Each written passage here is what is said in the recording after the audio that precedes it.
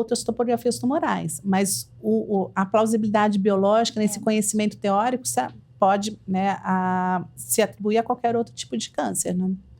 E tudo bem, faço exercício, tive câncer de mama, fiz a operação, mas eu, infelizmente, estou dentro dos 20%, 30% e tive linfedema.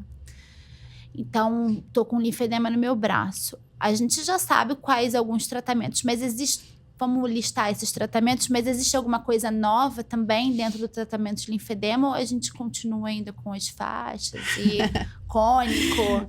Eu vou te responder isso de algumas formas, né? Primeiro, se 20%, 30% dos pacientes, mesmo com atividade física, com redução do peso corporal, vão ter linfedema. Isso depende do tratamento realizado. Então, quanto mais agressivo for o tratamento, maior a chance de ter linfedema, independente, né, dessas outras questões que a gente viu. Então, tudo bem, tem linfedema. O ideal é diagnosticar o mais cedo possível. Você pode diagnosticar o linfedema a partir de sintomas, sem alteração de volume. Então, esse é um grande problema também. As pessoas acham que linfedema é quando você tem alteração de volume. Você pode ter uma sobrecarga no sistema linfático sem ter alteração de volume. São quando os pacientes começam a se queixar, meu braço fica pesado o tempo inteiro, eu sinto como se tivesse um formigamento no meu braço, ele está estranho, ele está diferente. Isso significa que eu já tenho um acúmulo de líquido, não o suficiente para aumentar o volume do braço, mas eu já tenho um linfedema que a gente chama de subclínico.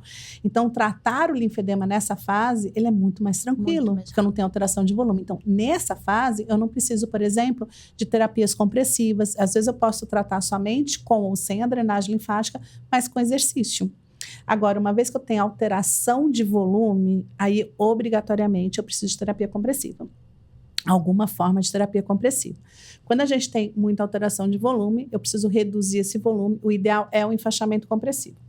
Quando eu já reduzi ao máximo ou eu tenho pouca alteração de volume, eu posso adaptar uma malha compressiva. Então, esse é o tratamento padrão. Agora, quando o paciente não adere ao enfaixamento ou não adere à malha compressiva, a gente pode usar o taping, ou linfático, ou compressivo. Machuca a pele, não? Porque eu vejo assim, uma pele tão... Eu sei que a gente tem tape de qualidade, nosso tape, mas é porque fica muito tempo, né? Colado, é uma pele que deve estar... a gente tem alterações dérmicas associadas ao linfedema. Então, essa sua dúvida ela é totalmente coerente, né, da gente ter. A gente fez um estudo lá no INCA que a gente comparou, né, a gente, na verdade, não comparou, a gente avaliou a pele antes e depois da aplicação do taping, e a gente viu que o taping ele era seguro em pacientes com linfedema, porque essa foi a dúvida quando começou a surgir o taping. Eu falei assim, gente, mas peraí, eu tenho uma pele, né, que não é igual uma pele, é uma pele já que tem várias alterações, será que o taping não pode aumentar a incidência de alguma lesão de pele? E pacientes com linfedema têm mais risco de infecção, então qualquer porta de entrada aumenta a chance de ter infecção.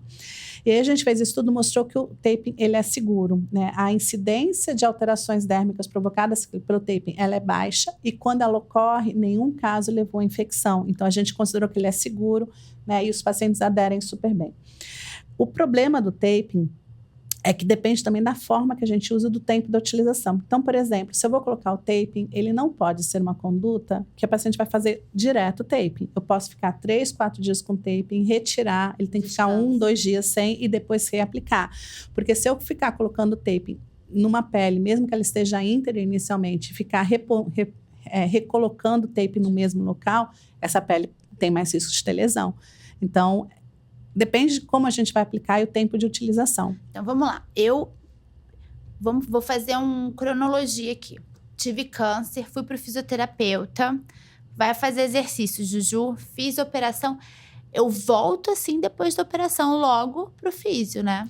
Isso. Aí, a gente vai ver também quais são esses sintomas. Depois você lista direitinho esses sintomas antes de eu ter inchaço, para o pessoal poder entender e prestar atenção mais. Então, ótimo. Então, assim, eu tenho um linfedema subclínico. Esse linfedema sem alteração de volume. Então, o nome é subclínico. Para esse tipo de linfedema, a gente pode adaptar um exercício, né? Fazer ou não fazer a drenagem linfática manual não é o principal é o exercício, mas em alguns casos a drenagem ajuda a aliviar esses sintomas. E eu não preciso de compressão.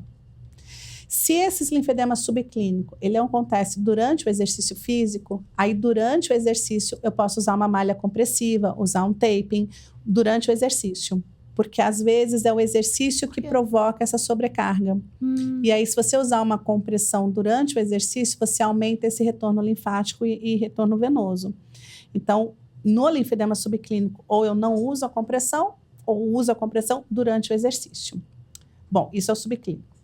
Quando a gente já tem linfedema com alteração de volume, então no subclínico só os sintomas, né, que você falou. O paciente tem a sensação de peso, a sensação de que o braço está inchado, tem a sensação de que ele pode ficar dormente, ele fica estranho.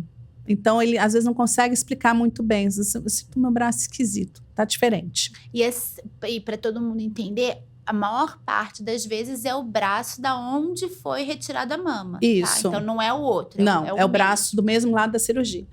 E no exame físico, a gente consegue ver a questão se, por exemplo, eu posso ter essa sensação de dormência no braço por lesão de um nervo durante a cirurgia com a intercurso braquial. E que isso não é linfedema. Então, a gente também, não basta o paciente falar que o braço está estranho para a gente definir que é linfedema, tá? Tem outras coisas que podem deixar o braço estranho também. Mas o que define que essa sensação do paciente é ou não é o linfedema é o exame físico. Então, no exame físico, o fisioterapeuta ele vai puxar a pele dessas regiões, principalmente próximo ao cotovelo. E se não tiver, por exemplo, quando eu tenho acúmulo de líquido com proteína, que é o linfedema, a pele fica mais espessa. Então, eu não consigo fazer a prega cutânea. Na hora que eu puxo a pele não descola. Vem um bolo de pele. Então, essa camada dérmica, ela fica mais espessa. Então, pelo exame físico, a gente consegue identificar se eu estou acumulando líquido com proteína antes da alteração de volume. Então, a gente associa os sintomas relatados pelo paciente mais um bom exame físico. E aí, eu não preciso de exame complementar. Né? Eu não preciso por exemplo, de um raio-x, de um ultrassom, nada disso. Pelo exame físico associado ao